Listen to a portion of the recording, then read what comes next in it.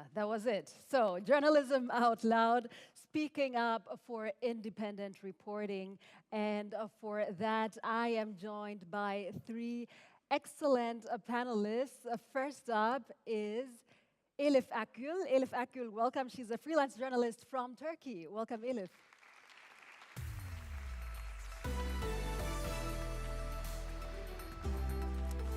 Then we have Hana Kaviani, who's an Iranian journalist. She's based in the Czech Republic. She works for Radio Free Europe, Radio Liberty, for the Persian service there. Hi. Nice seeing you. You're welcome. Please take a seat. And then we have Jodie Ginsberg, who is the CEO of the Committee to Protect Journalists. Welcome, Jodie.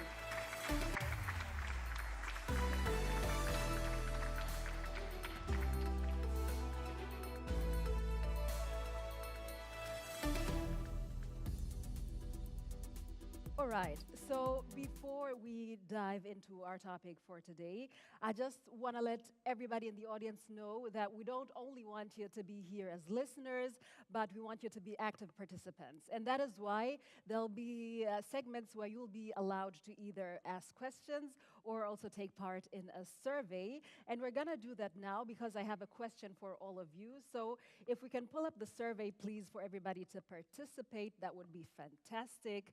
We want to ask you a question, and we would like to hear your opinions on that. So in a moment, the QR code should be appearing on the screens. If not, we'll just continue with the first question, and then we'll show you the QR code in a moment. But it's all about you taking part in the poll. Okay, we need a few more moments for that, so we'll just start with the first question. That goes to you, Jodie. I had talked about the movie, so fashion is being auctioned off, and the money is going to the Committee to Protect Journalists. Is that a good sign that we need assistance and support from Hollywood? I think it's a great sign that one of the most popular films of this year has a line right at the very beginning, and this isn't a spoiler if you haven't seen it, in which Anne Hathaway speaks at an award ceremony for journalists, and she says, "Journalism still effing matters." And I think that's really important. And I think that's the entire theme of these 2 days, but of the work that we are doing, is to demonstrate to people that journalism still matters. We need information. We need information in times of crisis. You know, we've looked at how important it's proven to have independent information when the US launches a war with Iran, for example, and suddenly everybody realized that perhaps it wasn't such a good idea to shut down independent news providers giving us information from Iran, for example. So this is a moment where I think people are really recognizing the value that journalism has. I think we have not been very good as journalists at helping people understand the value that we bring, and I think it's great that we're seeing more and more people recognize it. So you're saying that we also need to do a better job of explaining why it is important to have independent reporting. I know that the Committee to Protect Journalists every year issues a report and looks at what is the state of freedom of expression and freedom of speech and freedom of the press around the globe. What are the key findings that you can share with us from last year's report?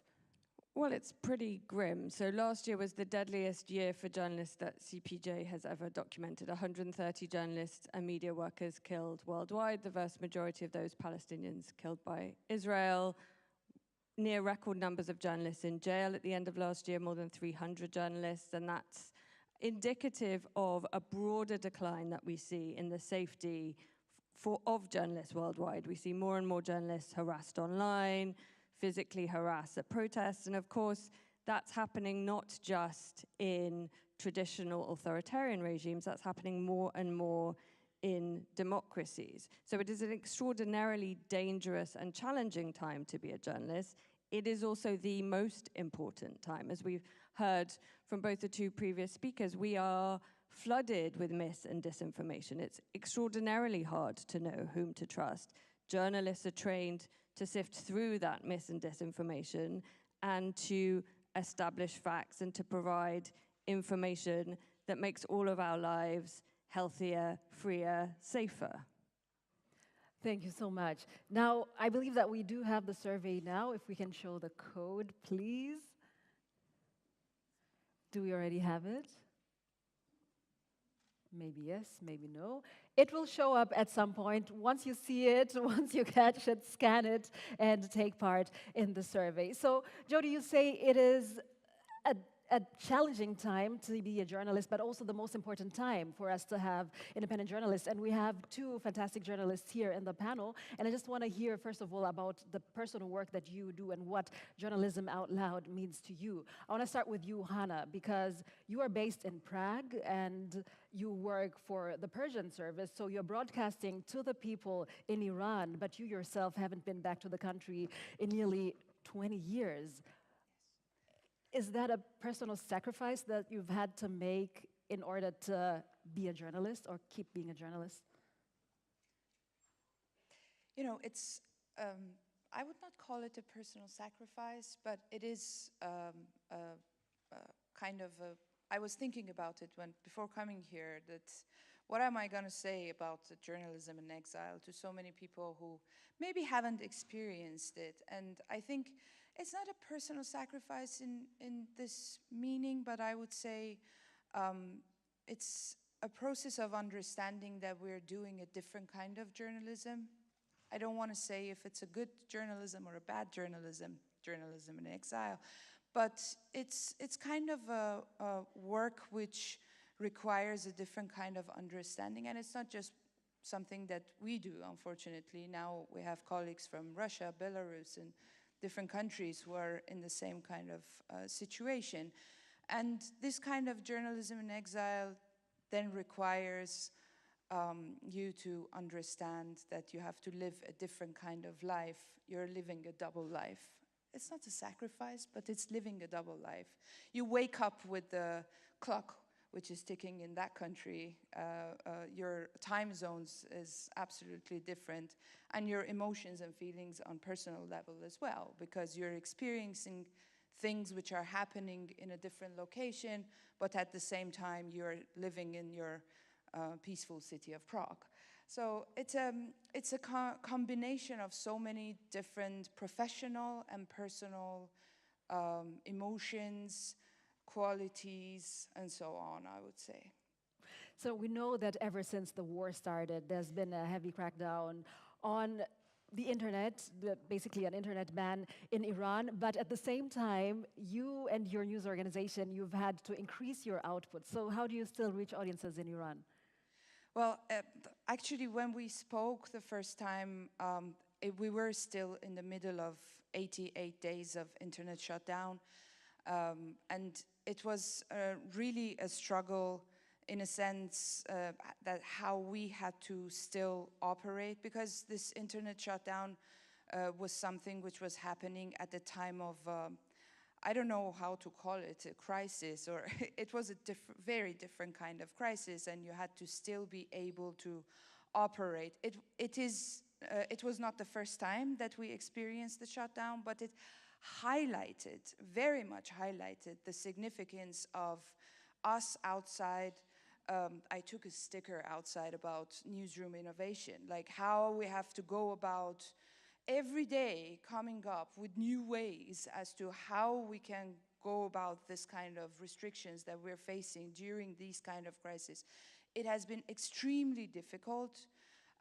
Internet is not fully back on, I have to say. Our colleague is sitting there and he can tell you more about it, but the access is not fully back on and not totally free. So we're still facing restrictions, and also people are not necessarily feeling as safe to express themselves online. So, and internet is one of those ways that we have been using to communicate with the country and understand the country. It has been extremely difficult, and I really hope that this was an experience that all of us get together and try to find new ways as to how we can go about this kind of restrictions. Thank you very much, Hannah.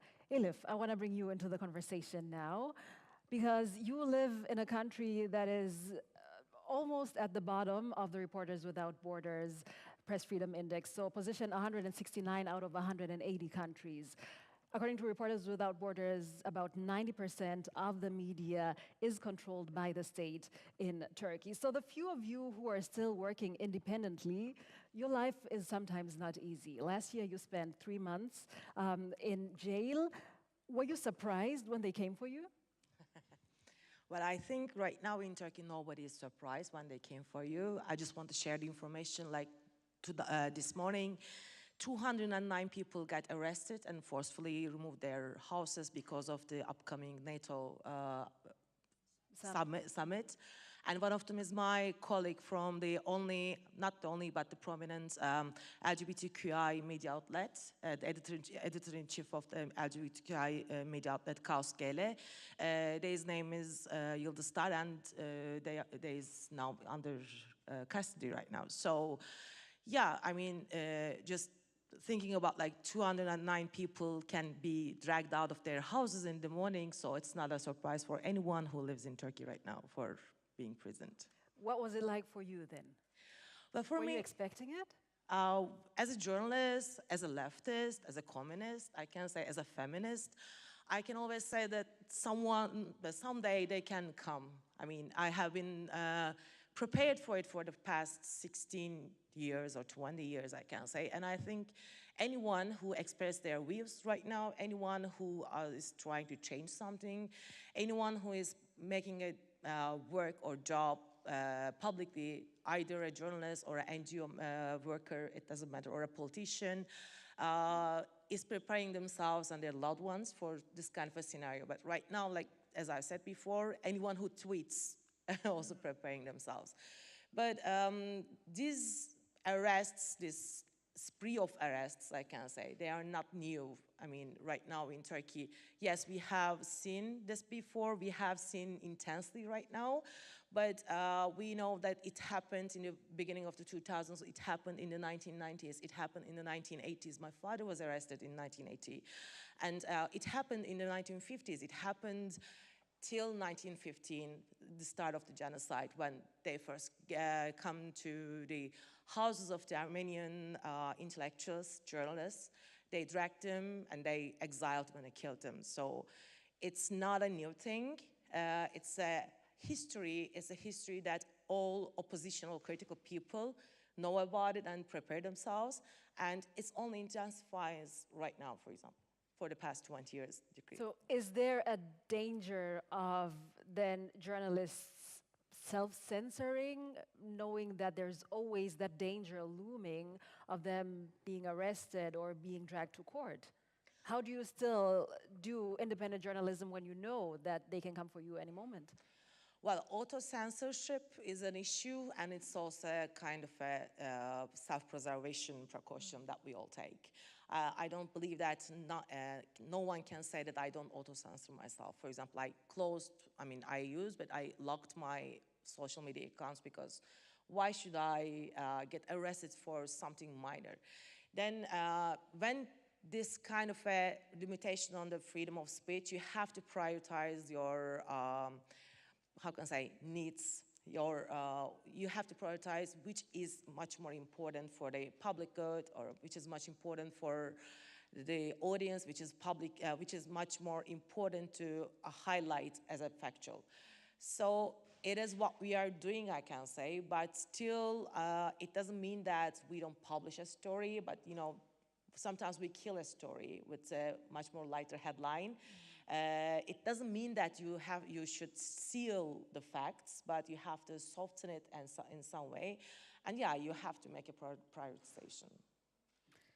Jodie, how do we come out of that? Or is it maybe naive to assume that we'll all be like, okay, journalism out loud, when we know in reality we're all human beings and we live in different environments where it can be dangerous to publish a certain story. So how do we find the balance there of doing our jobs and being very defiant, but at the same time also protecting ourselves?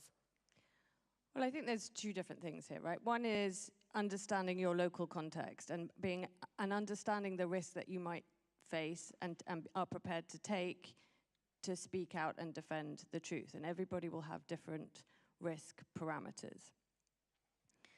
The second is our willingness to defend journalism and independent journalism more broadly, right? And I think that's where we can do much more, where I think governments worldwide are failing, and I think we can do much more, which is to defend the value of journalism and the principle of journalism, and to speak out in solidarity when we see those persecuted for carrying out their journalism, whether that be Gazan journalists being attacked for doing their journalism in Gaza, or whether that be our colleagues trying to report freely in Russia, or in China, or in Iran.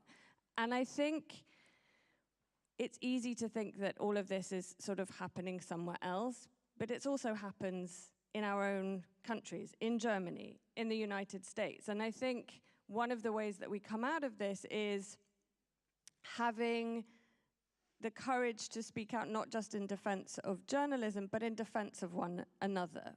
So if I give you an example, in the United States, where it's no secret that the president is not a fan of journalism, unless it's, you know, specifically celebrating him, Donald Trump has gone out of his way to criticize individual journalists in press conferences, for example. So he called one journalist Piggy. And he did it in a setting where other journalists were present and nobody said a word. Nobody said a word. And if you imagine that scenario repeated in press conferences, in political press conferences around the world, if we don't speak up for our colleagues when the political cost is actually pretty low, why would anyone speak up for us when the political costs are very, very high?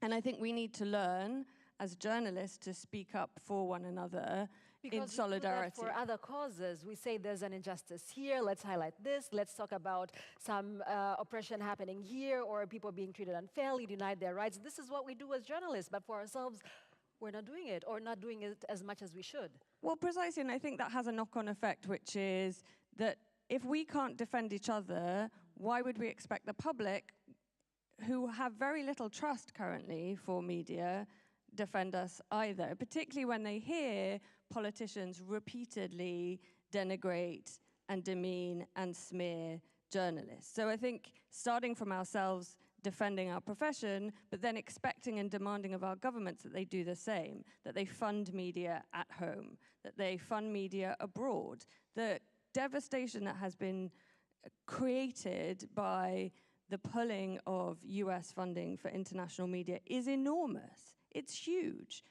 We have to be able to demand that for ourselves, and to demand that our governments fund independent media, but also defend independent media. And that includes things like providing support, for example, for exile journalists. Exile support is the fastest growing area of support that the Committee to Protect Journalists provide, because unfortunately, more and more journalists are being persecuted in their own countries and forced into the kind of exile experienced by Hannah and her colleagues.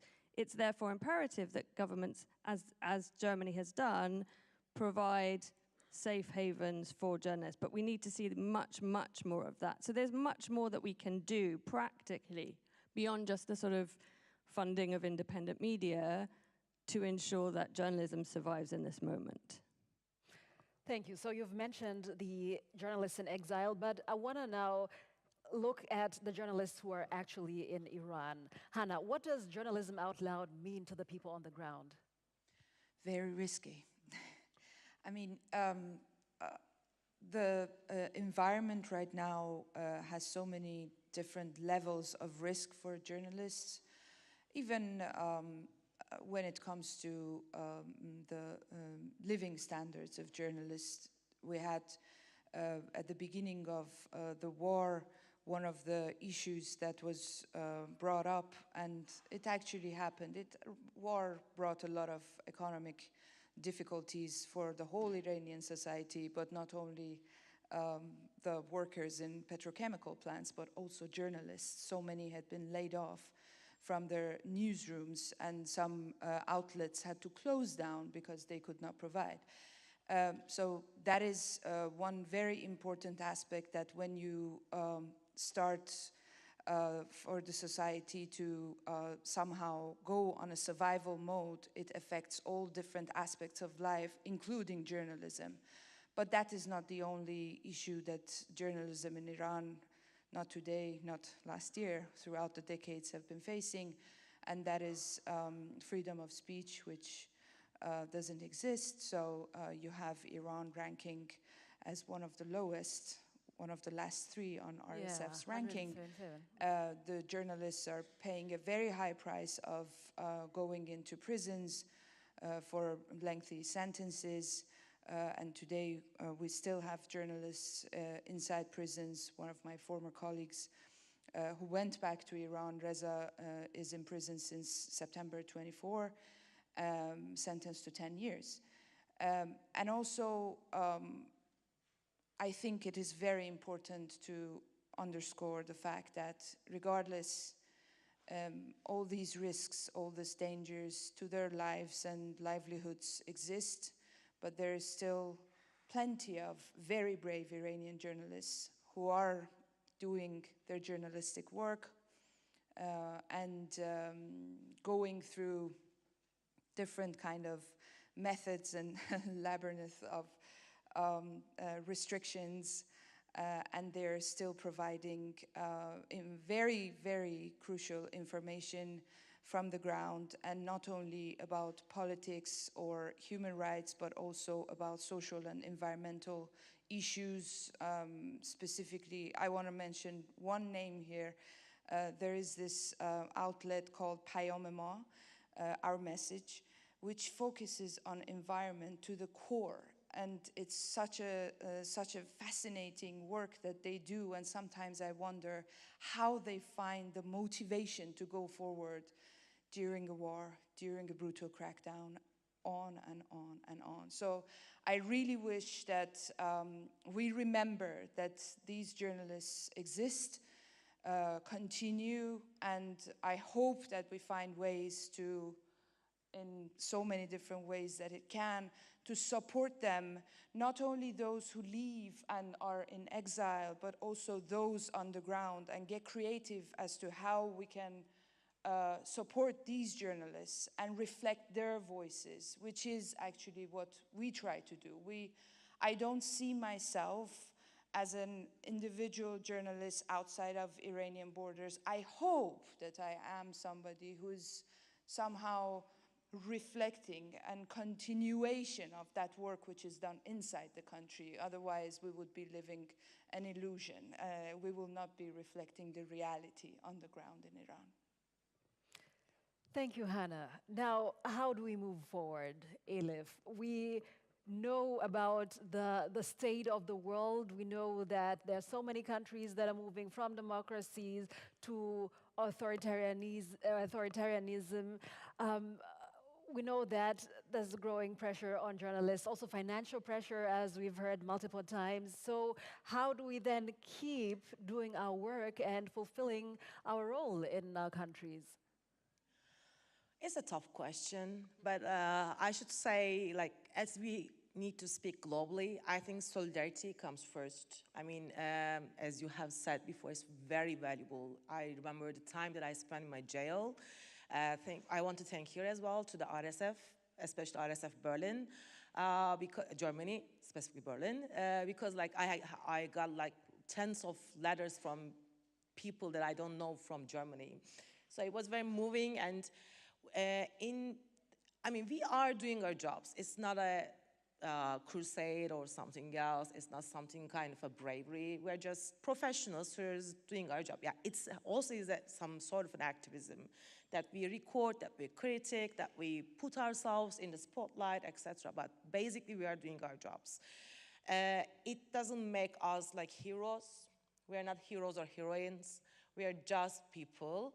And we have to make people to understand that. We have to treat ourselves like that.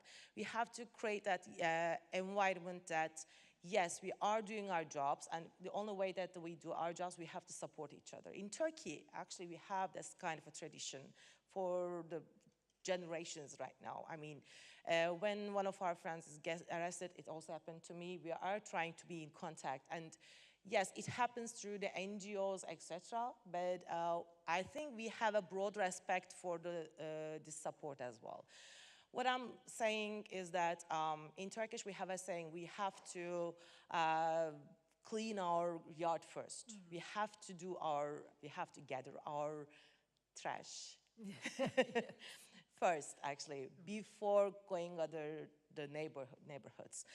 What does it mean? Yes, right now the gruesome of the numbers of the CPJ and the RSFs is actually reflecting also how so-called democratic countries are revealing their true selves. What I'm saying, why am I saying that they're revealing their true selves?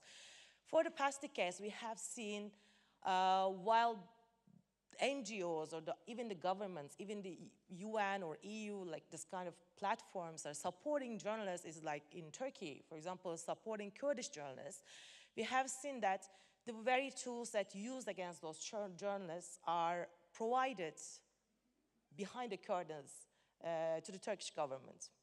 And we have seen that everywhere. So what we are expecting our colleagues actually in the world, that while we are criticizing our country, while we are criticizing other countries, we have to start questioning what is our government's part in this oppression, because everything is global, so we know that. I want to tell a story because I actually I told it yesterday as well, but it's very important. Most of us haven't heard it. Yeah. In 2018, when Jamal Khashoggi was murdered in Turkey, I was in the Saudi journalist. Yeah, I was in Berlin, and there was a panel of the Turkish journalists. My colleagues were there, and we were talking about again the freedom of speech in Turkey and the freedom of press, especially focusing on the Khashoggi case. But just before, like 2 or 3 years before him, our colleagues were killed in Kurdish cities when there was a bombing of the Turkish state. And we were talking about this issue, about general issue, and one of the German colleagues actually asked us, why don't you do anything about it? Why don't your critical journalists, the leftists, the critical people, the opposition, not doing anything else about it? And that very day, the German defense ministry was in Ankara making a deal of selling some tanks, I can say. And those tanks were used against the used in Kurdish states. Well, they were used against the Kurdish. So it's very important if we cannot reach democracy in any means, in journalism or in society, locally, it's not possible. Because we are living in an interconnected world, let's say globalization, whatever, but so we need to hold our governments also to account and tell them, okay, you might have these ceremonies where you're like, okay, there's a grant here and a fellowship there and some money for independent journalism, but then behind the scenes, there are other deals that are then detrimental to freedom of expression in the country. Okay, I'm gonna then ask the both of you also to just tell us, how do we adapt, how do we reaffirm to be able to continue doing the work even when the circumstances are difficult? If you could just give me 2 lines each, and then we'll open the floor to some questions. Yeah, Hannah, you go first. I mean, I think the most important part of the work is to stay true to what we do, actually. So that is how I personally, and I think with my colleagues at RFRL, we continue to do that, to stay true to what we do. There comes times that there might be hiccups or challenges we will overcome, and we have overcome. So I think that is the way forward. Just the fact that we had this discussion yesterday too, that there is a bit of different takes and understandings of what journalism is. And I think it's important to first and foremost understand for yourselves and newsrooms that what is journalism and the journalistic work that we do, and then you can carry on. Sometimes the water is muddied in a sense as to what it means to be a journalist. We have had that in Persian-speaking spheres, for example. In that sense, I think I will continue, and we will continue to do the good work that we have been doing, staying true to journalism. Let's stay true to journalism. Thank you. Jodie, you have the final word. I agree. I think the best defense for journalism is doing journalism. And sometimes that means having to find other ways, new platforms, other formats, in order to convey that information to new audiences, to get round restrictions. But if you take the example of Hungary, right? For 16 years, the media environment was systematically stifled to the point where it was all pretty much controlled by the government. And yet, a small group of journalists continued to provide independent information. And ultimately, it was that independent information provided by trustworthy journalists that fueled the recent election. Yes, it may have been young people coming to vote for the first time, but they knew about the corruption. They knew about the stifling of democracy from those journalists who continued to do their work. And that's what we need to keep doing. Thank you. That is a powerful example at the end, showing that sometimes you feel like, okay, this regime is going to stay in power forever, but then if journalists do their work, we can also be part of bringing about change. Okay, the floor is now open. If you have any questions to my panelists, raise your hand, and then we will get a microphone to you. I have one hand right there. Yes, please. Just a moment, we'll get you a mic. And another person there, you'll be the second speaker. Let me start with these two first. Hi, I'm Shaumita. I'm from India. I work with DW. My question to Hannah. Hannah, how do you gather news? I mean, how do you access to what is happening in your country to report when you are not in your country? What is your modus operandi? How do you function? How do you access information if you're not in the country? We have different ways, which I'm not going to. No, but honestly, you have as I said, you have the media underground, your networks of contacts, some very few foreign journalists which might go inside the country. And then you have your own ways of learning how to inform yourself and keep up to date. Because I have left Iran in 2007, and Iran that I left is a fully different country today, especially after the events of the last year, I would say. But as a journalist, that's why I said a journalist in exile needs to be very persistent I mean, you do a double work, because there are times that I sit in front of YouTube and follow vloggers who are simply walking in the streets of my city. And I try to understand how people are dressed and how shops look like and what new names they have, in order to understand where society is going. This is a very simple thing, but from this it starts. So you live as a journalist on your journalistic work, and then on your time off, you have to spend so much time to inform yourself. Not that I'm very informed, I do not claim that I know everything, but in this way it is that you can somehow understand the mood of the society or different parts of the society, and not forget the diversity of your society, which is very important. Thank you. Yes, the second person was somewhere there, if I'm not mistaken. Yeah. No, sorry, it was, I'm very sorry, but exactly, the lady there in the back had raised her hand first. Just a very, it's a very brief question, please. Okay, hi. Yeah.